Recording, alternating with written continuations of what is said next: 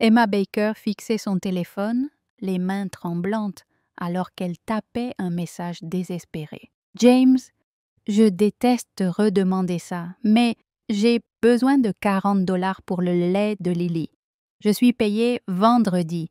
Je te jure que je te rembourserai. » Elle appuya sur « Envoyer » avant de changer d'avis, puis s'affaissa sur son canapé usé, épuisé. Le babyphone grésillait doucement avec la respiration de sa fille de 6 mois. Emma avait exactement 2 à 13 $ sur son compte, plus de lait, et elle avait déjà dilué le dernier biberon bien plus qu'elle n'aurait dû.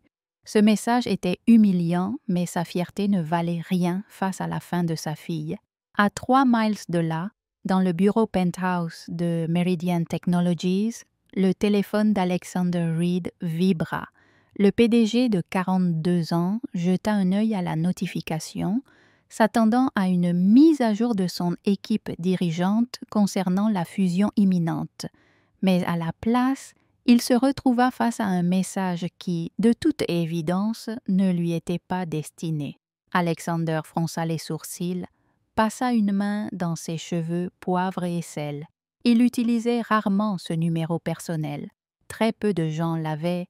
C'était clairement une erreur. Pourtant, quelque chose dans le désespoir brut de ces quelques lignes le fit hésiter avant de supprimer le message. Le téléphone d'Emma vibra avec une réponse qui lui coupa le souffle. « Je crois que vous vous êtes trompé de numéro. Je ne suis pas James. » L'horreur l'envahit en vérifiant le numéro. Elle s'était trompée d'un chiffre dans le nouveau numéro de son frère. « Je suis vraiment désolée, » écrivit-elle précipitamment. « Veuillez ignorer ce message. » Elle jeta son téléphone, la honte brûlant au fond de son épuisement. Un échec de plus dans une longue série. Alexander ne savait pas pourquoi il n'avait pas simplement accepté ses excuses et continué sa journée. Peut-être à cause du bébé. Ou simplement parce que c'était une distraction bienvenue au milieu des négociations acharnées qui accaparaient sa vie depuis des mois. « Votre bébé va-t-il bien ?» écrivit-il, surpris par ses propres mots. Emma lut la réponse, confuse. Pourquoi un inconnu s'inquiéterait-il? Son premier réflexe fut la méfiance. Elle avait entendu assez d'histoires sur les prédateurs en ligne, mais l'épuisement et le désespoir avaient affaibli sa vigilance habituelle. « On va s'en sortir, » répondit-elle sèchement. « Désolée de vous avoir dérangé. »« Je peux vous aider, » répondit-il aussitôt. Sans contrepartie, Emma ricana. D'après son expérience, il y en avait toujours. « Merci, mais je n'accepte pas d'argent d'inconnu, » écrivit-elle. « Sage décision, » répondit Alexander. Puis il ajouta, après un moment, « Je m'appelle Alex. Maintenant, je ne suis plus un inconnu. Quel lait prend votre bébé ?» Emma fixait le message, tiraillée entre la méfiance et une lueur d'espoir. Pourquoi aider quelqu'un que vous ne connaissez pas? Dans son bureau, Alexander observait l'horizon de la ville. Pourquoi, en effet? Son assistante dirait qu'il fuyait encore les documents de fusion, son ex-femme dirait qu'il agissait de manière impulsive. Les deux auraient raison, en partie. Disons simplement que j'ai eu de la chance, et je me souviens de ce que c'est de ne pas en avoir. L'épuisement d'Emma obscurcissait son jugement. Elle n'avait pas dormi plus de 3 heures d'affilée depuis des jours. Le lait s'appelait Family Gentleys. Lily avait des coliques et c'était la seule marque qui ne la faisait pas hurler pendant des heures. C'était aussi la plus chère en rayon. « Je ne me sens pas à l'aise avec ça, » tapa-t-elle. « C'est quoi votre Venmo ?» demanda Alexander. Emma hésita, puis envoya son nom d'utilisateur. Que risquait-elle? Elle pouvait toujours le bloquer si ça devenait étrange. Quelques secondes plus tard, son téléphone vibra. Emma eut un hoquet de surprise. Ce Alex n'avait pas envoyé 40 $. Il avait envoyé 400. « C'est trop, » tapa-t-elle frénétiquement. « Je ne peux pas accepter ça. »« Considérez-le comme une avance pour les prochains mois, » répondit Alexander. « Un souci en moins. » Les larmes montèrent aux yeux d'Emma, brouillant sa vision. Elle n'avait pas pleuré quand elle avait été licenciée 2 mois plus tôt. ni quand James, son seul proche, était parti travailler à l'autre bout du pays. Pas même quand son propriétaire avait glissé un avis de retard sous sa porte la veille. Mais cette bonté inattendue d'un parfait inconnu brisa quelque chose en elle. « Merci », écrivit-elle simplement, incapable de trouver les mots pour exprimer sa gratitude. « De rien, Emma », répondit Alexander. « Prenez soin de Lily. » Ce n'est que plusieurs heures plus tard, alors qu'Emma revenait du magasin avec du lait et des provisions, qu'un détail glaçant lui traversa l'esprit. Elle n'avait jamais mentionné le prénom de sa fille à cet inconnu. Le lendemain matin, Emma se réveilla avec un nouveau message d'Alex. « J'espère que vous et Lily avez passé une meilleure nuit. J'ai une proposition à vous faire. » La méfiance d'Emma s'intensifia aussitôt. « Ça y est, pensa-t-elle amèrement. Les contreparties. Quel genre de proposition ? Demanda-t-elle d'un ton las. Professionnel, pas personnel, répondit-il immédiatement. Je dirige une entreprise appelée Meridian Technologies. Nous avons besoin de quelqu'un avec des compétences en comptabilité pour un projet de courte durée. Votre frère James m'a parlé de vous et m'a dit que vous cherchiez du travail. Emma manqua de laisser tomber son téléphone. Comment connaissez-vous mon frère? Comment savez-vous que je suis comptable? Son cœur battait la chamade alors qu'elle vérifiait ses profils sur les réseaux sociaux, tous en privé. Qui était cet homme? Je suis désolé d'avoir fouillé, écrivit Alexander. Après notre conversation, j'étais curieux. Votre numéro S4 est très proche de celui de James Conner, qui travaille dans mon service RH. Ce matin, quand je lui ai parlé du message par erreur, il a compris que c'était vous. Il m'a dit beaucoup de bien de vos compétences. Emma s'affala sur son canapé, partagée entre soulagement et suspicion. C'était une explication plausible, mais toujours troublante. Donc tout ça, c'était juste une coïncidence? Totalement, confirma Alexander. Mais peut-être une heureuse pour nous deux. Nous avons vraiment besoin d'aide pour rapprocher certains comptes avant la fusion. C'est un contrat de 3 mois avec possibilité de poste permanent. Souhaitez-vous passer un entretien? Les pensées d'Emma s'emballaient. Cela semblait trop parfait, trop opportun, mais son frère travaillait bel et bien dans les RH d'une entreprise tech. Elle n'avait jamais retenu les détails. Elle envoyait des CV depuis des semaines sans aucune réponse. Pouvait-elle vraiment refuser cette opportunité par simple méfiance? « Je suis intéressée pour en savoir plus, » répondit-elle prudemment. « Mais j'aurais besoin de flexibilité. J'ai Lily et pas de garde d'enfants. Nous proposons une garderie sur place, » répondit Alexander immédiatement. « Et des horaires de travail flexibles.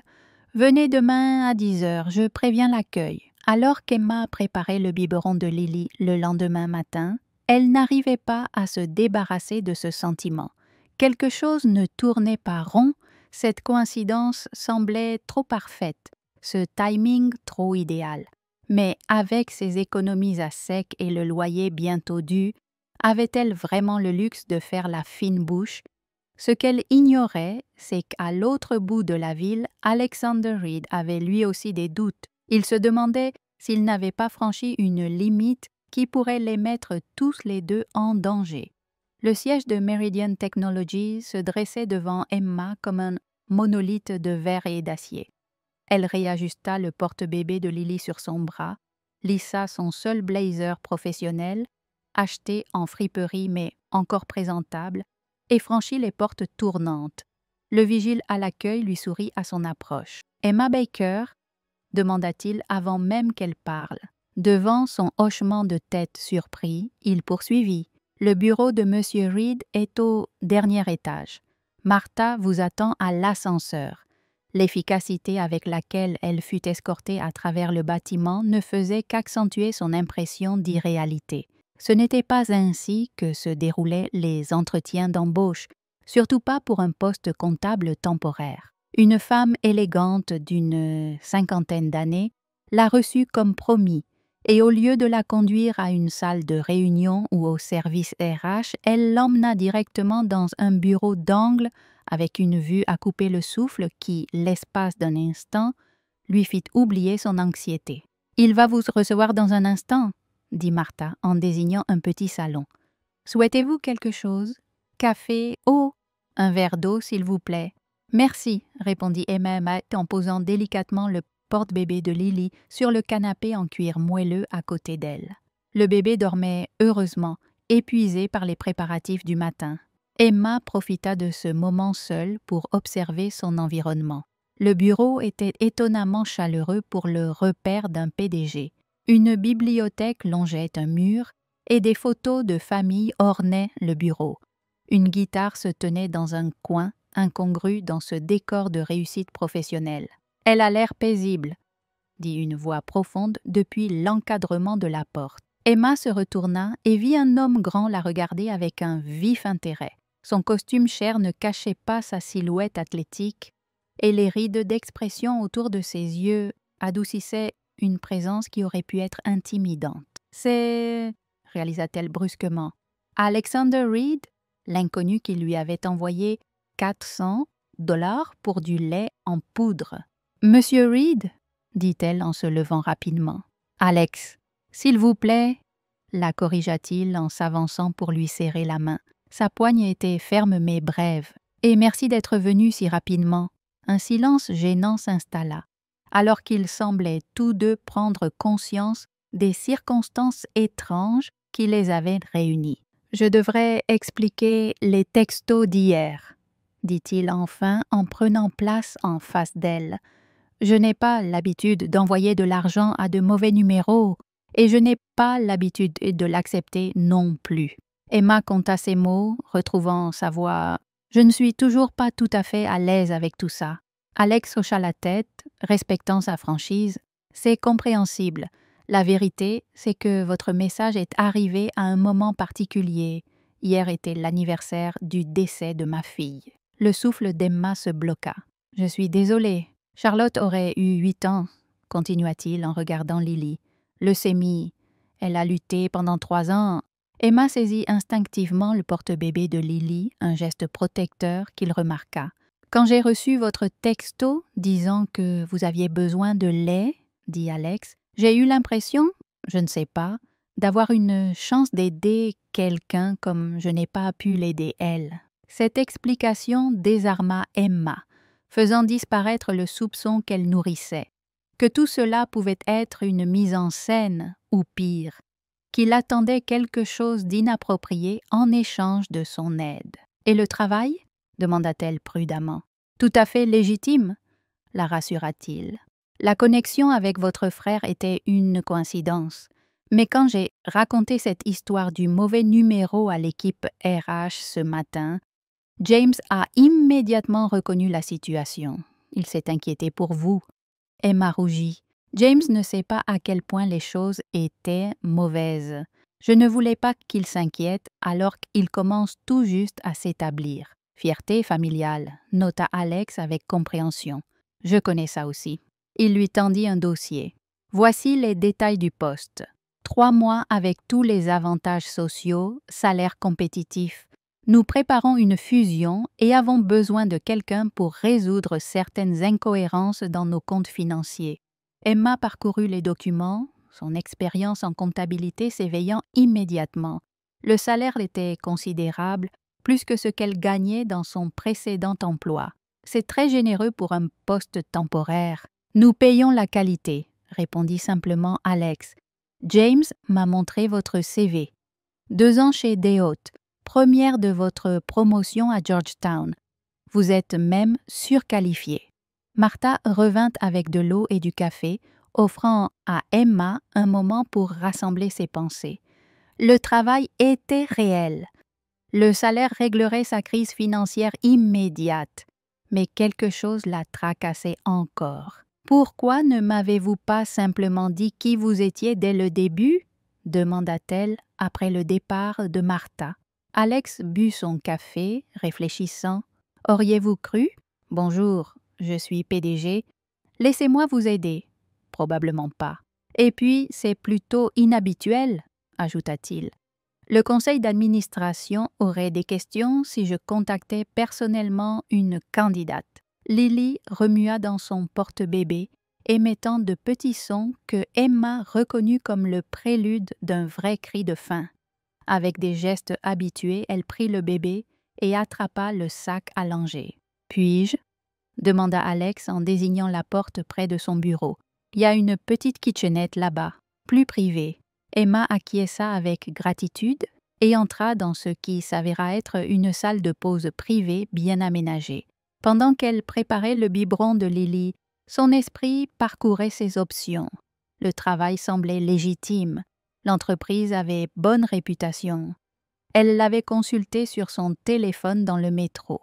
Pourtant, les circonstances restaient assez étranges pour lui faire hésiter. À son retour, Alex était au téléphone, la voix basse et tendue. « Je me fiche de ce que Patterson pense. Nous ne vendons pas cette division, parce que j'ai donné ma parole à ses employés. Voilà pourquoi. » Il aperçut Emma et mit rapidement fin à l'appel. « Désolé pour ça. Les négociations de fusion sont toujours tendues. » Emma se rassit sur le canapé, Lily dans les bras. « Ça a l'air compliqué. » « Les affaires le sont généralement, » répondit-il en regardant pendant qu'elle nourrissait le bébé. « Vous vous y prenez bien avec elle. »« Il le fallait, » dit doucement Emma. « Son père est parti quand il a appris que j'étais enceinte. C'est juste nous deux. » L'expression d'Alex s'assombrit un instant. « Sa perte, » dit-il simplement. La conversation passa aux détails du travail. Horaire, responsabilité, calendrier du projet. Emma se détendit en discutant de ce domaine familier de la comptabilité. Cela au moins avait du sens pour elle. « Une dernière chose, » dit Alex à la fin de leur rencontre. « La garderie sur place est excellente, mais il y a une liste d'attente. En attendant une place pour Lily, seriez-vous à l'aise de travailler depuis mon bureau privé? Il y a une petite salle de réunion que vous pourriez utiliser, et Lily serait la bienvenue. » L'offre surprit Emma. « C'est inhabituel comme accommodation. »« Je vous ai dit que nous avons besoin de vos compétences, » répondit Alex, bien qu'un quelque chose dans son regard suggérait qu'il y avait plus, et que le travail devait rester confidentiel à cause de la nature sensible de la fusion. Comme sur commande, Martha apparut à la porte. « Monsieur Reed, votre rendez-vous de 10h30 vous attend. » Alex se leva, tendant à nouveau la main. « Alors, Emma Baker, on fait affaire. » Emma hésita un instant avant de serrer sa main. « Oui, merci pour cette opportunité. »« Parfait, Martha vous aidera avec les papiers.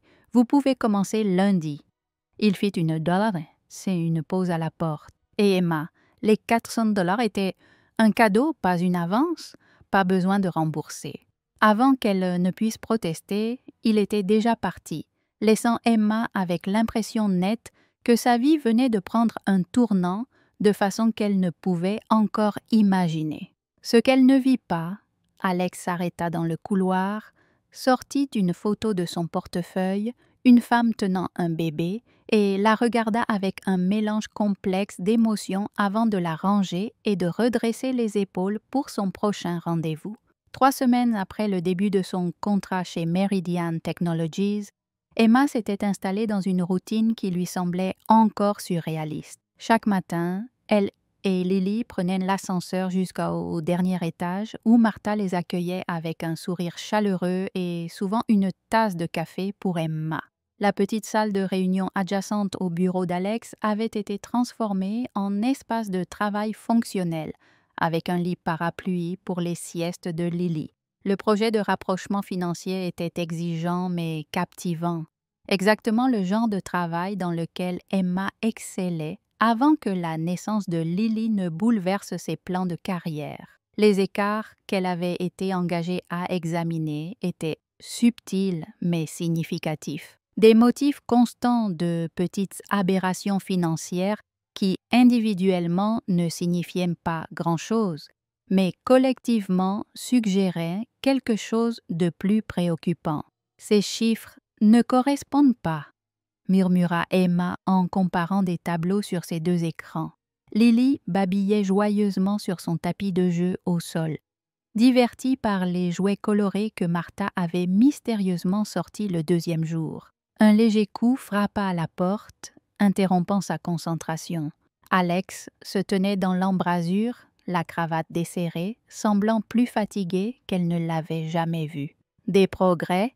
demanda-t-il en entrant et en s'accroupissant immédiatement pour saluer Lily, qui poussa des cris de joie. Le bébé s'était inexplicablement attaché à Alex, tendant les bras vers lui chaque fois qu'il apparaissait. « Un peu », répondit Emma, observant leur interaction avec un mélange de chaleur et de prudence. « Mais j'ai trouvé quelque chose de préoccupant dans les comptes d'acquisition de Thompson. » L'attention d'Alex se concentra immédiatement. « Montre-moi. » Emma ouvrit les fichiers et expliqua le schéma qu'elle avait découvert. Des petites sommes siphonnées régulièrement sur plusieurs comptes, camouflées par des écritures modifiées. Alex demanda « Combien ?»« Environ 3 millions sur 18 mois ?» répondit Emma. Il hocha la tête, sombre. « Prépare un rapport complet, mais ne le partage encore avec personne, pas même James ni Vince. » Après son départ, Emma se demanda pourquoi le PDG cachait cela, surtout au CFO. Ce soir-là, après avoir couché Lily, Emma commença son enquête. Elle découvrit que les irrégularités avaient débuté peu après la nomination de Vincent Harmon comme CFO, suite à la démission de son prédécesseur. Le lendemain, Emma arriva tôt, mais trouva le bureau d'Alex vide. Un message lui demanda de finir son rapport avant une réunion urgente. En fouillant plus, Emma confirma que quelqu'un haut placé détournait de l'argent, connaissant bien les systèmes financiers. Vincent arriva soudainement, l'interrogeant sur son travail avec Alex. Il fit des remarques sur le fait qu'Emma amenait sa fille au bureau, insinuant une relation privilégiée avec Alex. Emma répondit sèchement qu'elle avait découvert des problèmes sérieux. Vincent lui rappela que l'entreprise allait bien avant elle et continuerait après son départ. Plus tard, Emma reçut un appel du détective Russo enquêtant sur des irrégularités chez Méridien, souhaitant l'interroger. Effrayée, Emma en parla à Alex qui comprit que la situation s'accélérait. Il lui révéla qu'il enquêtait secrètement sur des vols internes depuis des mois et qu'il l'avait engagée parce qu'elle était une personne de confiance extérieure à l'entreprise. Il travaillait aussi avec le FBI, car Vincent ne faisait pas que détourner de l'argent. Il blanchissait des fonds à l'international. Soudain, Martha avertit qu'une descente de police et de la sécurité du conseil était en cours. Emma était accusée avec Vincent d'avoir détourné des fonds. Alex ordonna à Martha d'emmener Emma et Lily en lieu sûr via un passage secret. Il lui promit qu'il gérerait la situation et qu'il tenait à elle et à Lily. Dans le refuge, Emma observait Martha organiser les affaires tandis que Lily dormait, réalisant que leur vie venait de basculer. L'expression habituellement douce de Martha était grave. Alex avait toujours été prudent. Quand les premières irrégularités étaient apparues 6 mois plus tôt, il avait compris qu'il se passait quelque chose. « Donc tout était prévu ?» demanda Emma. « Pas tout », répondit Martha. « Te rencontrer, elle était un hasard. Mais Alex a vu une opportunité. Quelqu'un avec les compétences nécessaires, sans lien avec Vincent. Pourquoi n'a-t-il pas contacté les autorités dès le début? Il l'a fait. Mais Vincent a des amis puissants. L'enquête a été classée, faute de preuves. Alex avait besoin de quelque chose d'irréfutable. Que j'ai trouvé, dit Emma. Exactement. Emma soupira. Je suis cachée ici pendant qu'Alex risque d'être arrêté pour quelque chose qu'il n'a pas fait. Il s'est préparé pour ça, dit Martha. Vers minuit, Emma reçut un message inconnu. Tu es en sécurité? Oui. Qui est-ce? C'est moi. J'ai dû jeter mon téléphone. La police m'a relâché. Vincent fait croire qu'il a découvert la fraude. Et maintenant, on utilise tes preuves. Le FBI nous attend demain à 10 heures. Nous? Tu les as trouvées. Tu peux mieux les expliquer que quiconque. Emma pensa à Lily. Fuir serait plus sûr, mais ce serait abandonner Alex et laisser Vincent s'en sortir. J'y serai, répondit-elle. Le lendemain, elle retrouva Alex. Il avait l'air fatigué, mais soulagé. « Tu es venu, dit-il. C'est fou. répondit-elle. Mais nécessaire. L'agente Keller du FBI écouta Emma. C'est ce qu'il nous fallait, dit-elle. La réunion est aujourd'hui. Oui, ils veulent que m'évincer. Parfait. On interviendra au bon moment. Avant de partir, Alex lui donna une enveloppe. Si ça tourne mal, Martha te fera quitter le pays. Ça ira, dit-elle. Juste au cas où. Et merci de me faire confiance. Maintenant à la réunion et que Vincent accusa Alex et Emma. Tu as des preuves? Demanda Alex. Tout est là, répondit Vincent. Alors voici les miennes. Emma entra avec 2 agents du FBI. Je suis ici pour expliquer comment Vincent a volé pendant 18 mois. Elle exposa les fausses écritures, les détournements, les sociétés écrans. Vincent devint livide. Il évaluait clairement ses chances de fuite. Non, avertit l'agent Keller. Le bâtiment est sécurisé. L'instant suivant fut un flou. Vincent se jeta sur Emma, un éclat métallique à la main. Alex interposa aussitôt. Une brève lutte, des cris, puis Vincent fut plaqué au sol, maîtrisé. « Alex !» s'écria Emma en voyant le sang sur sa chemise. « Ce n'est qu'une éraflure, dit-il. Bien que sa grimace dise le contraire. Des heures plus tard, ils étaient dans le bureau. Vincent avait été arrêté, les blessures soignées. Lily jouait paisiblement avec un éléphant en peluche. « Et maintenant ?» demanda Emma. « L'entreprise s'en remettra. La fusion sera retardée. Sur le plan personnel, ça dépend de toi. Je veux t'offrir un poste fixe, responsable de l'audit interne, directement rattaché au conseil. C'est une grande responsabilité. Tu l'as amplement mérité, répondit Alex. Et Lily a déjà une place à la crèche ou dans mon bureau, quand elle veut. Puis, plus sérieux, j'ai manipulé les choses pour te faire venir, je le regrette. Mais tout ce qui a suivi était vrai. Toi, Lily, vous êtes ce que j'ai de plus réel depuis Charlotte. Emma le regarda longuement. J'ai besoin de réfléchir. Prends tout le temps qu'il te faut, répondit-il doucement. 6 mois plus tard, à la fête de fin d'année de Meridian, Emma tenait la main d'Alex. La bague de fiançailles brillait encore, toute récente.